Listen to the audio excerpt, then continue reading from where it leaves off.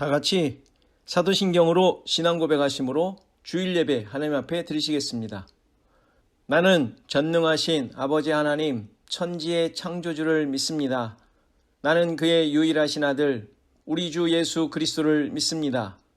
그는 성령으로 잉태되어 동정녀 마리아에게서 나시고 본디오 빌라도에게 고난을 받아 십자가에 못 박혀 죽으시고 장사된 지 사흘 만에 죽은 자 가운데서 다시 살아나셨으며 하늘에 오르시어 전능하신 아버지 하나님 우편에 앉아 계시다가 거기로부터 살아있는 자와 죽은 자를 심판하러 오십니다. 나는 성령을 믿으며 거룩한 공교회와 성도의 교제와 죄를 용서받는 것과 몸의 부활과 영생을 믿습니다. 아멘. 다 같이 찬송가 21장 찬송하시겠습니다.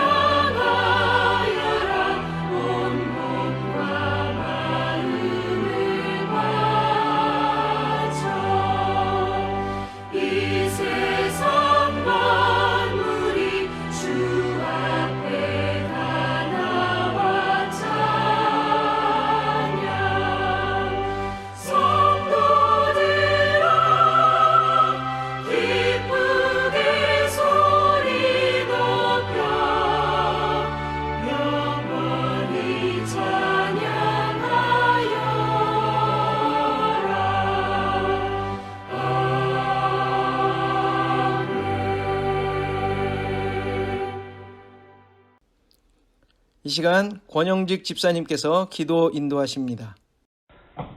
다 같이 기도드리겠습니다. 저희들의 구원자이시며 생명의 능력 주시는 하나님 아버지께 경배와 찬양을 올려드립니다. 한 주간도 사라지지 않는 질병의 재앙 속에서 말씀대로 살지 못하고 두려움과 걱정 그리고 불평하며 살아가는 저희들을 용서하여 주시옵소서. 주님, 우리는 견디기 힘든 것들과 부딪히며 이 세상을 살아갑니다. 그 속에서 그리스도의 정신은 나약해지고 자기만의 만족만을 위해 살아가는 저희들 불쌍히 여기사 저희들 말씀을만을 붙잡고 살아가도록 간절히 기도드리옵나이다. 오늘도 예배당에 모여 함께 예배 드리지 못하고 각자의 가정에서 드리는 예배이지만 예배의 모든 순서에 하나님께서 함께 하시어 주님의 은혜로 하나 되는 시간 되게 하여 주시옵소서. 이 모든 말씀 주 예수 그리스도의 이름으로 기도드렸사옵나이다. 아멘.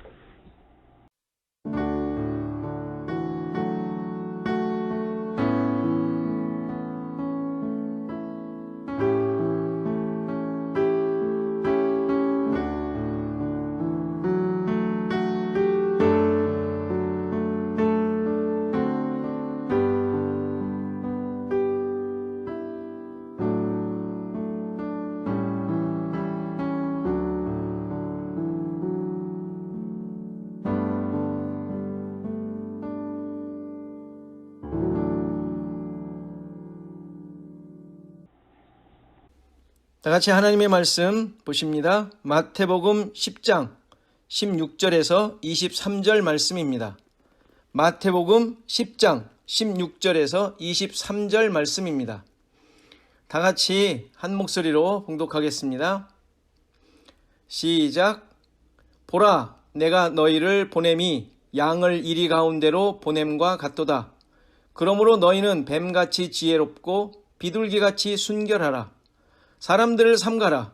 그들이 너희를 공회에 넘겨주겠고 그들의 회당에서 채찍질하리라. 또 너희가 나로 말미암아 총독들과 임금들 앞에 끌려가리니 이는 그들과 이방인들에게 증거가 되게 하려 하심이라. 너희를 넘겨줄 때에 어떻게 또는 무엇을 말할까 염려하지 말라. 그때에 너희에게 할 말을 주시리니 말하는 이는 너희가 아니라 너희 속에서 말씀하시는 이 곧 너희 아버지의 성령이시니라.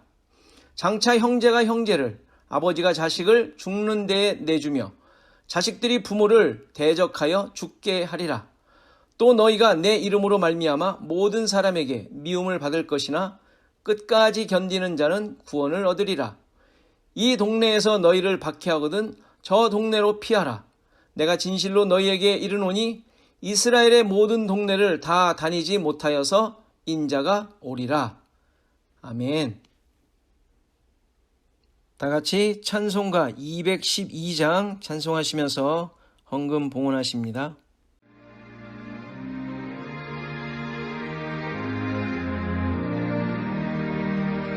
겸손히 주를 섬길 때 괴로운 일을 모르나 구주여 내게 힘주사 잘 감당하게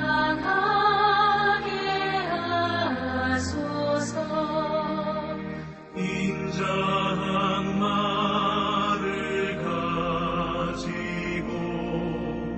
사람을 감화시키며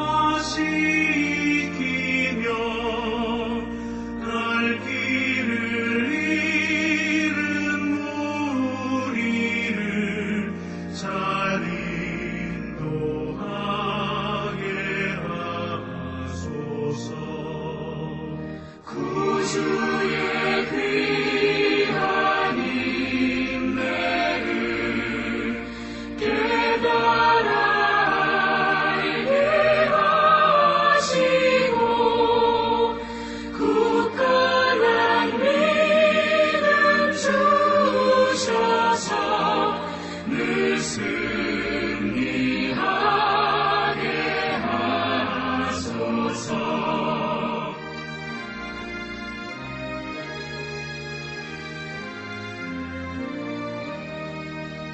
장래의 영광 비추사 소망이 되게 하시며 구주와 함께 살면서 상평강 얻게 하소서.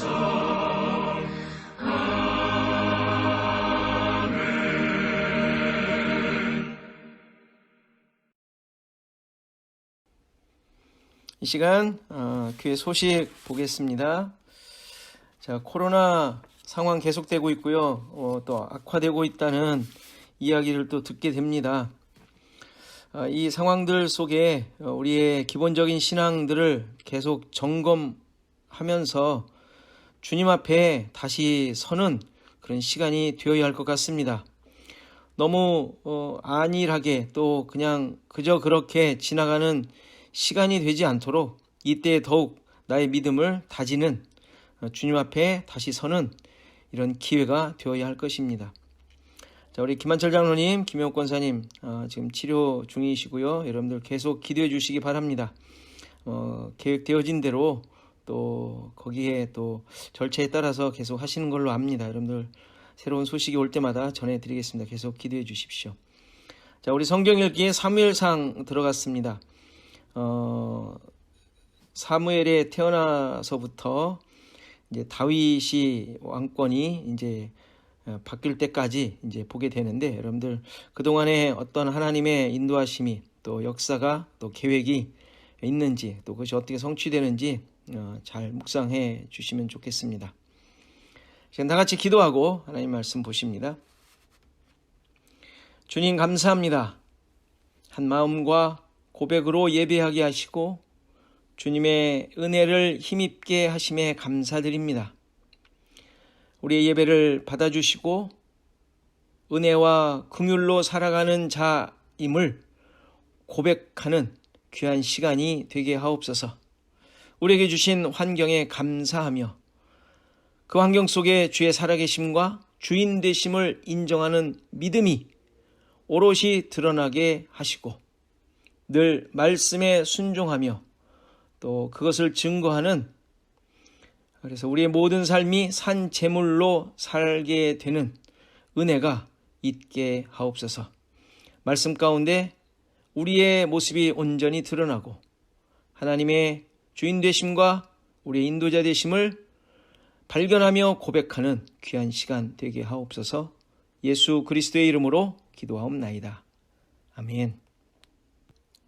12 제자들을 택하시고 세상으로 보내심으로 예수님께서 선포하셨던 하나님 나라 복음이 모든 사람들에게 전해지도록 하셨습니다. 이제 세상은 하나님의 나라가 실제한다는 사실을 확인할 수 있게 된 것입니다. 이들이 해야 할 일들은 천국 복음을 전하는 것입니다. 하나님 나라로 초대하는 일이죠. 예수님께서 하셨던 일들입니다. 이로써 세상은 자신들의 삶이 변화되어야 하고 바뀌어야 하며 지금까지 가지고 있었던 기준과 가치들을 버려야 한다는 사실로 도전을 받게 될 것입니다. 따라서 누구든지 하나님 나라에 살고 있는 자들이라면 이러한 일들을 경험한 자들이며 지금도 그 싸움을 하고 있는 자들이라고 할 수 있습니다. 그리고 이러한 현상이 없는 자들이라면 하나님의 통치 가운데 있는 자들이 아님을 증명하는 것이죠. 신자들에게 있는 핍박이나 고난, 문제 혹은 어려움과 실패 등은 바로 이러한 일들이 벌어지고 있다는 증거가 됩니다. 여기서 중요한 사실은 이러한 고난의 과정들을 통하여 우리의 연약함이 드러나고 주의 은혜를 구하게 된다는 사실입니다. 본문에서 예수님께서 보냄받는 제자들의 모습에 대해 양을 이리 가운데로 보냄 같다는 말씀이 바로 이 의미입니다. 거기서 살아남으라는 말씀도 아니고 어려움이 있을 것이니 각오하라는 말씀도 아닙니다. 우리의 싸움은 강하게 되어 세상 속에서 승리를 맛보게 하는 싸움이 아니라 엄청난 능력과 주목받을 만한 역사가 드러나더라도 세상으로부터 억압과 핍박을 받게 될 것임을 말씀하시는 것입니다. 17절 이후에 나오는 모습이죠. 세상은 결코 이들의 증거를 받아들이지 않을 것이고 심지어 핍박하며 죽이기까지 할 것임을 말씀하신 것입니다.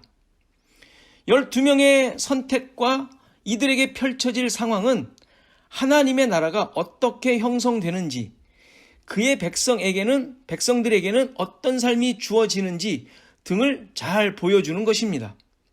구약에서 12지파로 구성된 이스라엘이 야곱의 12 아들들에 의하여 만들어졌는데 그들 역시 인간적인 면으로 볼 때 보잘것없는 가정과 추악한 형제들의 모습을 통해 하나님의 백성들이 만들어졌다는 사실을 보여준 것이었습니다. 이와 같이 12 제자들로 만들어질 새로운 하나님 나라의 백성들도 참으로 연약하고 보잘것없는 자들에 의해 만들어진다는 사실을 이들의 모습을 통하여 증거되어야 하는 것입니다. 그런데 여기서 이들이 세상에서 뱀처럼 지혜롭고 비둘기처럼 순결하라고 하셨는데 이 의미를 잘 생각해 봐야 합니다. 세상에서 문제가 있을 때 지혜롭게 행동하고 세상과 타협하지 않는 순결함으로 복음을 전하라는 의미로 보입니다. 물론 그러한 모습을 가져야 하겠지만 뱀처럼 지혜롭다는 말의 문장의 의미가 뭔가 맞지 않는 표현으로 보입니다. 잘 알듯이 뱀은 하와를 꿰어 범죄하게 한 장본인이죠. 창세기 3장 1절을 보면 뱀이 들짐승 중에 가장 간교하다고 했는데, 이 간교하다는 말이 두 가지 의미를 가지고 있는 단어입니다. 간교하다, 교활하다라는 의미와 함께 지혜롭다, 슬기롭다, 신중하다는 의미를 가지고 있는 단어입니다. 창세기에서 뱀은 첫 번째 의미인 아주 간교하다, 간교하게 하와를 꿰어냈다는 의미로 쓰인 것이죠. 그러니까 감언이설로 기가 막히게 잘 꿰어낸 것이죠. 물론 뱀의 이 간교한 모습은 혼란스럽게 하며 거짓으로 꿰어낸 모습을 말하는 것입니다. 따라서 뱀처럼 지혜로우라는 말은 상황에 잘 대처하라는 의미가 아니라 보냄을 받은 사명을 지혜롭게 잘 감당하라는 의미입니다. 좀 더 간단하게 표현한다면 뱀이 세상을 간교하게 꿰어낸 것처럼 세상에 복음을 잘 전하라는 말입니다. 그런데 여기서 중요한 요소가 또 하나 있는데, 그것은 비둘기처럼 순결해야 한다는 것입니다. 비둘기는 평화와 순결의 상징이죠. 그리고 순결하다는 말의 의미는 다른 것이 섞이지 않았다라는 의미입니다. 즉 세상으로 보내진 자들의 정체성을 말해주는 것입니다. 복음을 전하는 데 있어서 세상의 가치와 섞이지 않은 순수한 복음을 전하라는 의미입니다. 그러나 이러한 사명 역시 제자들이 감당할 수 있는 것이 아님을 19절, 20절에 설명합니다. 온갖 핍박과 고난 속에서 처하게 되는데 그 가운데서 어떻게 또는 무엇을 말할까 염려하지 말라는 것입니다. 즉 지혜롭고 순결하게 사명을 감당하는 것인데 이것이 제자들의 몫이 아니라는 말입니다. 제자들 스스로 견디며 인간의 지혜와 능력으로 복음을 전하는 것이 아니라는 말이에요. 그 상황에서도 성령께서 제자들 속에서 할 말을 주신다고 하십니다. 결론적으로 뱀처럼 지혜롭고 비둘기처럼 순결하라는 말은 결국 성령을 의지하여 사명을 감당하라는 의미인 것입니다. 상황을 잘 극복해내라는 것이 아닙니다. 세상 속에서 증인들로 보내진 자들입니다. 그런데 험난한 세상 속에서 지혜롭게 어려운 상황으로부터 잘 빠져나왔다면 그것은 이 말씀에 의하면 자랑도 아니고 은혜도 아닙니다. 좀 더 심하게 말한다면 사명을 감당하지 못한 것이죠. 죽는 데 내어주고 내 이름으로 말미암아 모든 사람에게 미움을 받는다고 하셨는데 이러한 상황을 교묘하게 빠져나온다면 그들에게 증거가 될 것이라는 18절의 말씀은 이루어지지 않는 것입니다. 우리는 이러한 제자들의 모습을 사도행전에서 보게 됩니다. 핍박을 받고 고문을 당하며 매를 맞는데 그것이 자신들에게 목적하신 하나님의 뜻이 성취되는 것임을 깨닫고 기뻐했다고 합니다. 사도행전 5장 41절에 그대로 보고하고 있는데요. 사도들은 그 이름을 위하여 능욕받는 일에 합당한 자로 여기심을 기뻐하며 공회 앞을 떠나니라. 이들이 이제 복음을 전했을 때 이제 붙잡히게 되죠. 그런데 놔줄 때 채찍질을 하고 복음을 전하지 말라고 경계하며 풀어주었을 때 사도들이 고백한 내용이에요. 능욕받는 일에 합당한 자로 여기심을 받았다는 그것이 확인이 되어 그것이 기뻐하는 이유가 되었던 것이죠. 신자들이 복음의 증인으로 산다는 이유로 겪는 고난은 마태복음 본문에서 하신 예수님의 말씀이 이루어지는 것이라는 말입니다. 이들의 모습이 바로 지혜롭고 순결하게 사명을 감당한 모습인 것입니다. 결코 어떤 어려움이나 고난 속에서 살아남는 것을 말하는 것이 아닙니다. 사도행전 6장 8절 이후에 보면 스데반 집사님의 복음 전파 모습이 설명이 되고 있는데요. 큰 기사와 표적을 행하며 회당에서 복음을 전하는데 지혜와 성령으로 말함을 그들이 능히 당하지 못하였다고 합니다. 그런데 거짓 증인을 세워서 재판을 받게 하고 돌로 쳐서 죽임을 당하게 됩니다. 아니, 성령으로 말함을 그들이 능히 당하지 못하였으면 당연히 져야 되지 않습니까? 그리고 스데반 집사님은 승리의 모습으로 나와야 되는데 오히려 그러한 상황이며 모습임에도 불구하고 거짓 증인을 세워 세상의 힘에 의해 그는 돌로 쳐서 죽임을 당한다는 것이죠. 그런데 이것을 지금 마태복음에서는 지혜롭고 순결한 모습임을 보여주는 사건임을 말해줍니다. 복음을 전할 때, 복음을 소유한 삶을 살게 될 때 세상은 신자들을 미워하며 심지어 죽음에 내몰리게 된다는 사실을 보여주고 있는 것이죠. 오늘 본문 21절의 내용은 가족의 불화가 생기고 파탄이 일어나게 된다는 말이 아닙니다. 그러한 상황을 겪는 자들이 마치 자기에게 이 말씀이 이루어지는 것처럼 여기는 분들이 가끔 있는데 당연히 말씀을 오해한 것입니다. 믿지 않는 가족들을 멀리하고 가족의 연을 끊어버리라는 말이 아니죠. 복음이 세상의 가치와 어떻게 다른지를 표현하는 내용입니다. 복음이 얼마나 세상의 가치와 다른지 가족일지라도 이렇게 미워한다는 말입니다. 믿는 내가 그렇게 미워하고 버리라는 말이 아닌 것이에요. 순결하라는 말도 내가 세상과 타협하지 않는다는 말이 아니라, 물론 그런 의미가 없는 것은 아니지만 복음의 내용이 그렇다는 말입니다. 내가 소유한 복음은 세상의 가치와 기준에 의해 평가되거나 판단될 수 없는 것입니다. 상대방의 상황을 이해해 주는 것처럼 복음의 내용이 귀걸이나 코걸이가 되어서는 안 되는 것입니다. 그 순수함, 복음 자체는 결코 변할 수 없는 거예요. 아무리 초신자라 하더라도 절대적인 가치와 기준은 흔들리지 않아야 하는 것입니다. 그래서 성령을 의지해야 하고 그의 깨닫게 하심과 말하게 하심에 귀를 기울여야 하는 것입니다. 우리의 모습을 깊이 돌아볼 필요가 있습니다. 세상 속에서 어떤 모습으로 살아가고 있습니까? 세상에서 고난과 어려움을 피하기 위해 삶을 만들어가고 있지는 않습니까? 복음을 소유한 삶, 복음 전파의 사명이 세상에 살고 있는 목적이며 신자들이 존재하는 가치입니다.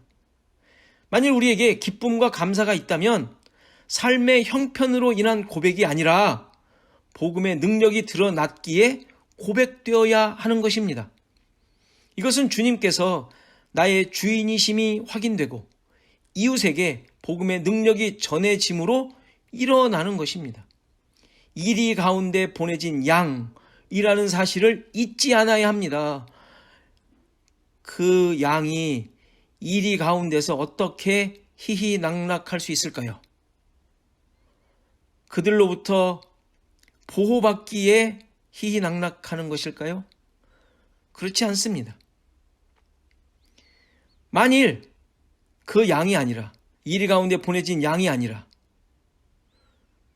같은 이리가 되려고 하거나 때로는 그 이리를 이길 호랑이나 사자가 되려고 한다는 그런 모습이 있지는 않습니까?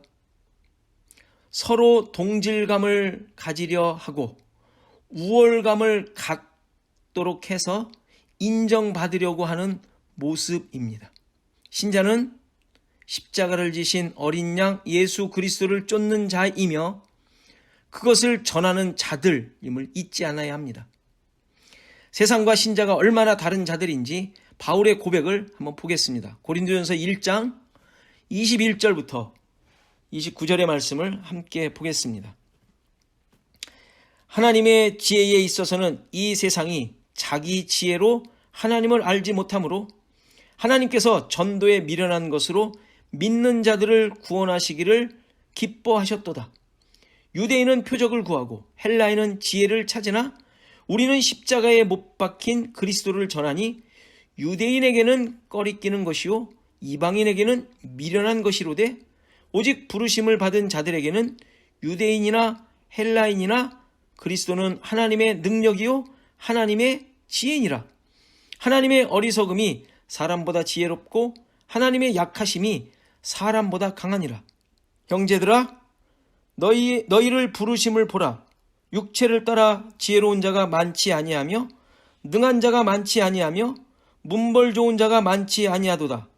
그러나 하나님께서 세상에 미련한 것들을 택하사 지혜 있는 자들을 부끄럽게 하려 하시고 세상에 약한 것들을 택하사 강한 것들을 부끄럽게 하려 하시며 하나님께서 세상에 천한 것들과 멸시받는 것들과 없는 것들을 택하사 있는 것들을 폐하려 하시나니 이는 아무 육체도 하나님 앞에서 자랑하지 못하게 하려 하심이라. 아멘. 여기 보면 전도에 미련한 것은, 그 말은 세상이 인정하지 않는 세상의 기준과 가치와 전혀 다른 것이라는 의미입니다. 십자가에 못 박힌 그리스도, 즉 복음은 유대인에게는 거리끼는 것이고 이방인들에게는 미련한 것이라고 합니다. 따라서 이것을 믿는 신자들 역시 세상에서 볼 때 별 볼 일 없는 자들이라는 사실을 말하는 것입니다. 이것이 하나님의 뜻이며 계획이라는 것입니다. 미련한 자, 약한 자, 지혜롭지도 문벌이 좋지도 않은 자를 통하여 하나님의 일을 하신다고 하니까 모든 신자들은 그러한 자라는 것이 드러나고 확인되고 고백되어야 하는 것입니다. 마태복음 본문에서 드러난 제자들의 모습 아닙니까? 이들로 말미암아 복음이 십자가에서 죽으신 그리스도가 전해지도록 하셨다는 것이죠. 신자들의 삶을 말합니다. 나를 부르시고 존재하게 하신 삶의 가치를 다시 한번 돌아보시고 주님의 인도하심 가운데 있는 자, 이리 가운데 보내진 양, 성령의 이끄심으로 살아가는 자, 연약한 자들임을 확인하시며 그것을 고백하는 은혜가 여러분들 가운데 있기를 간절히 바랍니다. 이 시간 우리 다 같이 말씀 생각하며 기도하는 시간을 갖겠습니다. 지금 나의 삶이 복음을 소유한 삶인지 돌아보고 십자가를 지신 그리스도와 동행하는 삶, 이리 가운데 보내진 양의 삶을 사는 자임을 고백하게 하옵소서. 기도하시고, 코로나의 상황 가운데 교회와 성도들이 세상을 쫓는 것으로 만족하지 않고 믿음을 바로 세우는 그런 기회와 시간이 되게 하옵소서. 기도하시고, 또 나라를 위해 기도해야겠습니다. 새로 선출된 대통령을 위해서, 또 코로나의 확산이 멈추도록 이런 상황 속에서 교회가 믿음을 잃지 않고 순결함을 유지하도록 기도해 주시고, 우리 계속 기도하는 우리 김한철 장로님의 건강을 위해서 기도하시고, 또 여러 상황 가운데 있는 연약한 성도들과 이웃들을 위해서 이 시간 다 같이 1분 동안 기도하시겠습니다.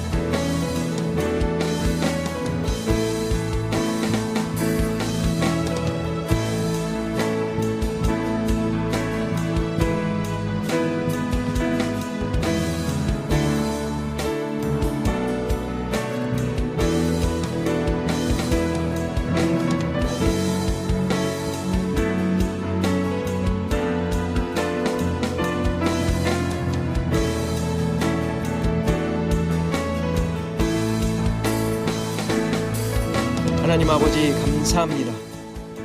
참으로 혼란스러운 상황이지만 여전히 보호하시고 믿음의 능력으로 살게 하심에 감사드립니다. 우리의 사는 것이 내 힘과 능력이 아님을 고백합니다. 주님의 인도하심만이 나를 이끄심을 믿습니다.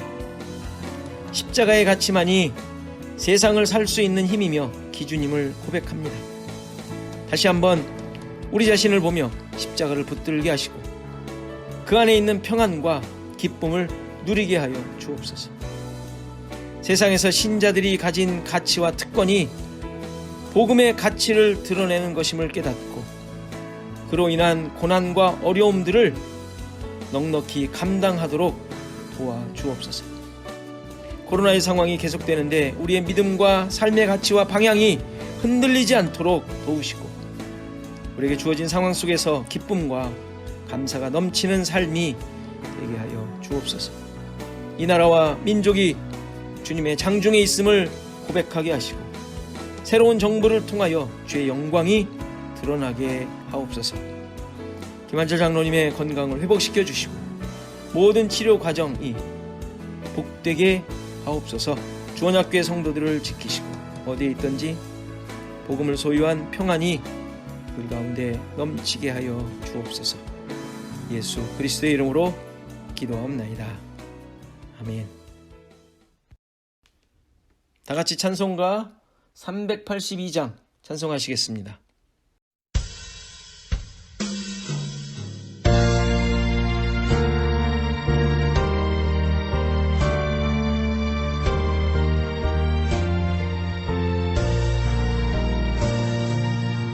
녹으신 걱정 말아라 주 너를 지키리 주 날개 밑에